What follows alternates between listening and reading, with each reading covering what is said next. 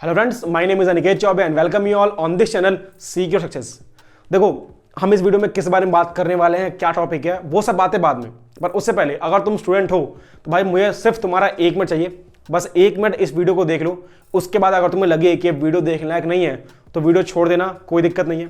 पर अगर उसके बाद लगे कि हाँ, इस वीडियो में कुछ अच्छा मिलेगा देखने को, कुछ अच्छा है, तो इस वीडियो को एंड तक जरूर देखना, ठीक है। अब तुम्हें यहाँ पे स्क्रीन पे ना 2 फोटोज दिख रही होंगी। इन फोटोज को ध्यान से देखो और मुझे बताओ कि कौन सी फोटो पे तुम्हारा ध्यान पहले गया, कौन सी फोटो पे कम इंफॉर्मेशन लिखी हुई है। अगर तुम्हें कभी उसको याद करना पड़े तो तुम्हें लग रहा है कि कौन सी फोटो को तुम आराम से और जल्दी याद कर लोगे और उसे बहुत जल्दी रिवाइज भी कर लोगे। ऑब्वियसली तुम में से बहुत सारे लोगों ने फोटो बी को चूज किया होगा, जो सेकंड फोटो है ना। लेकिन पता तुम्हें एक कमाल की बात, अगर तुम ध्यान से देखोगे ना भाई वीडियो को पॉज करके, तो इन दोनों ही फोटोज में जो इन्फॉर्मेशन है वो एक ही इन्फॉर्मेशन है, सेम इन्फॉर्मेशन। अब आई गेस तुम्हें समझ में आ चुका होगा कि आज की इस वीडियो का टॉपिक क्या है ना, और हम किस बारे में बात करने वाले हैं। ये फोटो सिर्फ तुम्हें ये दिखाने के लिए कि देखो, अगर मैं सेम ही इन्फॉर्मेशन को, सेम ही चीज को एक दूसरे तरीके से लिखूं, एक सेकंड वे से लिखूं, तो भाई वो चीज मुझे बहुत जल्दी याद हो सकती है, बहुत जल्दी रिवाइज हो सकती है और बहुत लंबे टाइम तक याद रह भी सकती है ना। तो आज की वीडियो में हम बात करने वाले हैं कुछ ऐसे ही अमेजिंग टिप्स जो तुम यूज कर सकते हो जब भी तुम कोई नोट्स प्रिपेयर करते हो, ठीक है। जो तुमने कुछ पढ़ा उसको तुमने नोट बनाया, तो उसके लिए कुछ प्रिपेयर कर रहे हो, नोट्स लिख रहे हो, तो इन टिप्स को यूज कर सकते हो, जाके तुम्हें बहुत ज्यादा हेल्प हो उनको याद करने में, उनको रिवाइज करने में और उनको रिटेन रखने में, ठीक है। तो चलो फिर वीडियो को स्टार्ट करते हैं।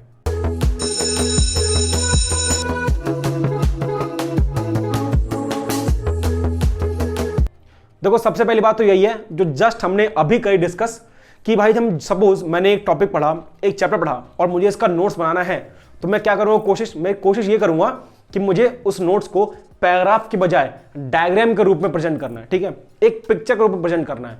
क्योंकि हमारा दिमाग जो है वो पिक्चर्स को ज्यादा जल्दी याद करता है और ज्यादा लंबे टाइम तक रिटेन रखता है ना, फोटोग्राफिक मेमोरी बोलते हैं इसे। अब ये चीजें हम कर सकते हैं अपनी कॉपीज में भी, या फिर तुम कुछ मोबाइल ऐप्स का यूज कर सकते हो, ठीक है, माइंड मैप्स बनाने के लिए, इस टाइप के डायग्रामेटिक नोट्स बनाने के लिए। और इवन मैंने एक डिटेल वीडियो बनाई हुई है 5 must have apps for student, तो उस वीडियो का लिंक तुम्हें इस वाली वीडियो के एंड में मिल जाएगा। तो इस वीडियो को एंड तक देखना और फिर उस वीडियो को भी एक बार चेकआउट जरूर करना, ठीक है। अब आते हैं अपने सेकंड पॉइंट के ऊपर। अच्छा, कितनी बार ऐसा हुआ है तुम्हारे साथ कि सपोज तुमने कोई नोट्स बना दिया और इन फ्यूचर जब तुम उस नोट्स को पढ़ने बैठे तो फिर तुम ये भूल ही गए कि यार मैंने ये वाली लाइन किस लिए लिखी थी, क्यों लिखी थी, मुझे याद ही नहीं आ रहा। मैंने ये वाला वर्ड क्यों यूज किया था, मुझे याद ही नहीं आ रहा।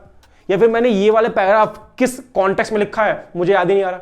ऐसा होता है ना हमारे साथ। अब इस प्रॉब्लम का सॉल्यूशन क्या है कि जब भी हम नोट्स बनाते हैं ना, तो हमें कोशिश करनी है कि नोट्स में कुछ स्लैंग वर्ड यूज कर लो। देखो तुम्हें यहाँ पे दिख रहा होगा, ये मेरे नोट्स है भाई, सीए इंटर के नोट्स है, अकाउंट्स के। तो यहाँ पे मैंने कैसे लिखा हुआ है, earnings available for equity share holders, जहां से भी जैसा भी आने दो।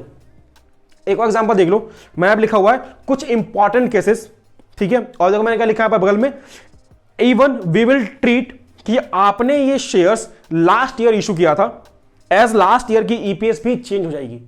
अब इस तरीके से लिखने का फायदा क्या हुआ कि जब मैं इन चीजों को पढ़ूंगा तो मुझे चीज अपने आप याद आ जाएगी, माइंड में वो चीज स्ट्राइक कर जाएगी, ठीक है, कि मैंने ब्लाइंड ये वर्ड्स मैंने क्यों यूज किए थे, इसका क्या मतलब था और किस कॉन्टेक्स्ट में चीज लिख रहा था, मैं किस कॉन्टेक्स्ट में इस नोट्स में यहाँ पे बात हो रही है ना।